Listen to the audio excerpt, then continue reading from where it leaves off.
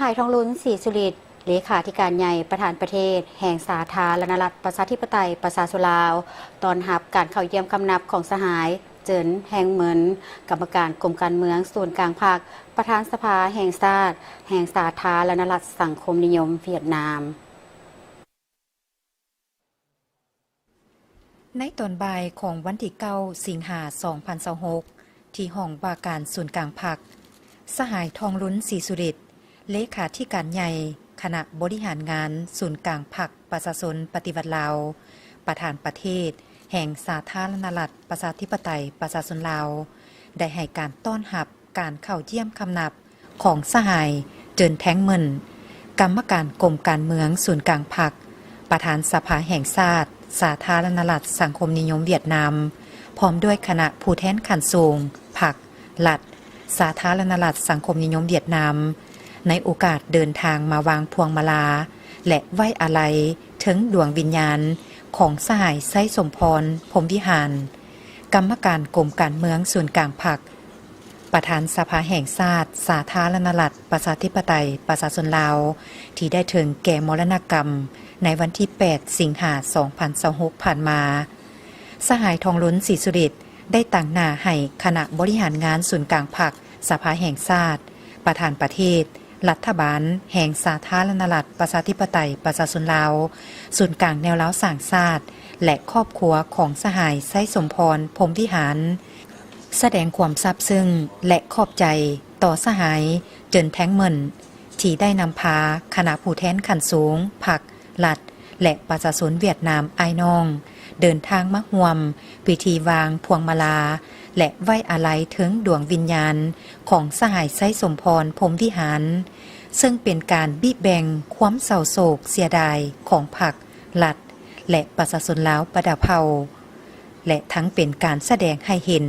น้ำใจแห่งสายพัวพันมิตรภาพที่ยิ่งใหญ่ความสามัคคีพิเศษอันเสมอต้นเสมอปลายระหว่างสองพรรคสองรัฐลาวเวียดนามซึ่งย้ำใดการนำสองพรรคสองรัฐก็ได้ยั่งยืนว่าความสามัคคีการร่วมมือ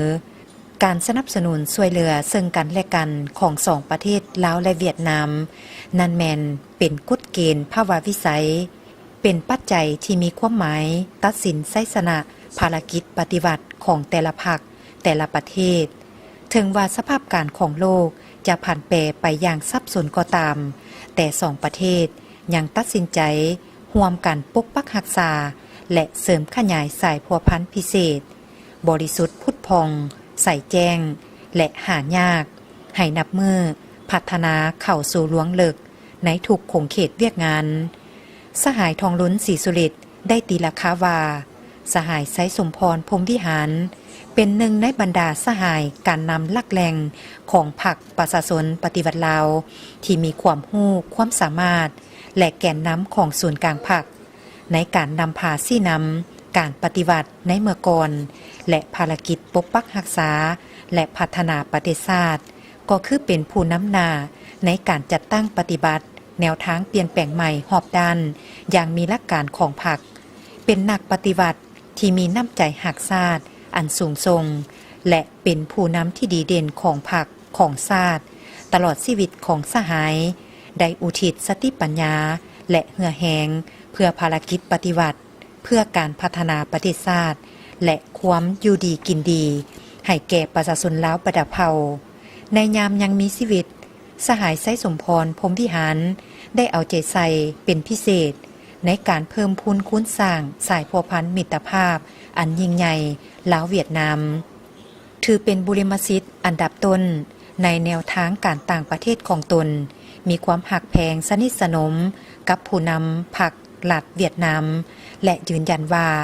ในท่ามกลางความโศกเศร้าเสียใจและอาลัยอาวรณ์อย่างสุดซึ้งนี้ทั่วพรรคทั่วรัฐทั่วกำลังประกอบอาวุธพนักงานสมาชิกพรรคและทั่วปวงชนลาวทั้งชาติจะหันความเศร้าสลดใจและความอาลัยหักต่อสหายไส้สมพรพรหมวิหารให้กลายเป็นการกระทำตัวจริงสามัคคีเป็นปึกแผ่นแน่นหนาอ้อมข้างคณะบริหารงานศูนย์กลางพรรคเสริมขยายหมุนเสื้ออันสง่าองอาจของชาติและของพรรคเด็ดเดียวเหนียวแน่น พันขยายแนวทางเปลี่ยนแปลงใหม่ของพรรคสู่หลวงเลิก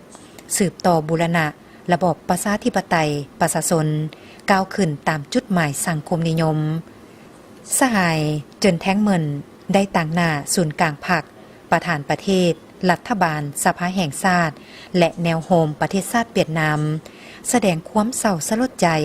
และอาลัยอาวรณ์อย่างสุดซึ้งต่อการถึงแก่มรณกรรมของสหายไส้สมพรพรหมวิหารพร้อมทางได้ตีราคาว่าสหายไส้สมพรพรหมวิหารแม้นการนำลักแหล่งของศูนย์กลางพรรคประชาชนปฏิวัติลาวเป็นผู้นำที่แสนเข้ารบหักของประชาชนลาวประดับเผ่าตลอดชีวิตได้เสียสละสู่ชนเพื่อความเป็นเอกราชของชนชาติสิทธิเสรีภาพความผาสุกของประชาชนและการพัฒนาความเจริญรุ่งเรืองของประเทศชาติการจากไปของสหายไส้สมพรพรหมวิหารบ่เพียงแต่เป็นการสูญเสียอันใหญ่หลวงสำหรับพรรครัฐประชาชนลาวและครอบครัวของสหายแต่หากยังเป็นการสูญเสียผู้เป็นเพื่อนมิตรที่ยิ่งใหญ่สหายไอ้น้องที่สนิทสนมที่สุดของพรรครัฐและประชาชนเวียดนามสหายย่ำใดก่อสนับสนุนต่อภารกิจสร้างสาและปกปักรักษาประเทศชาติของประชาชนเวียดนามและได้มีการประกอบส่วนสำคัญหลวงหลายในการสร้างสาหัดแน่นและพัฒนาสายพัวพันมิตรภาพอันยิ่งใหญ่ความสามัคคีพิเศษการหัวมือหอบด้านและหุ้นส่วนยุทธศาสตร์เวียดนามลาวตีราคาสูงต่อบรรดาอุทิศอันใหญ่หลวงของสหายไส้สมพรพรหมวิหารในภารกิจการปฏิวัติในเมื่อก่อนก็คือในภารกิจเปลี่ยนแปลงใหม่ปกปักรักษาสร้างสา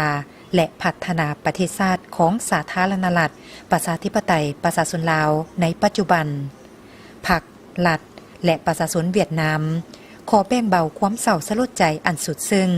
และแบ่งปันความทุกโศกที่สุดมายังพรรครัฐคณะกรรมการศูนย์กลางแนวล้าวสร้างชาติประชาชนลาวและครอบครัวของสหายไส้สมพรพรหมวิหารและเชื่อมั่นว่า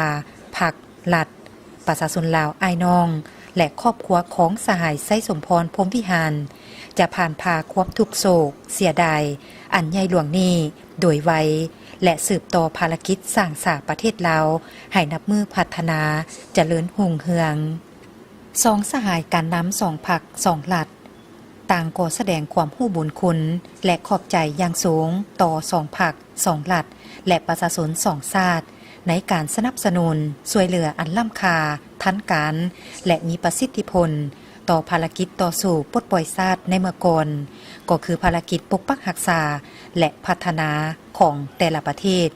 ในปัจจุบันพร้อมกันตีราคาสูงต่อหมากผลของการหัวมือระหว่างสองพรรคสองรัฐในระยะผ่านมาสืบต่อได้รับการเพิ่มทวีและพัฒนาก้าวเข้าสู่ล้วงเลิกในถูกขงเขตเวียกงาน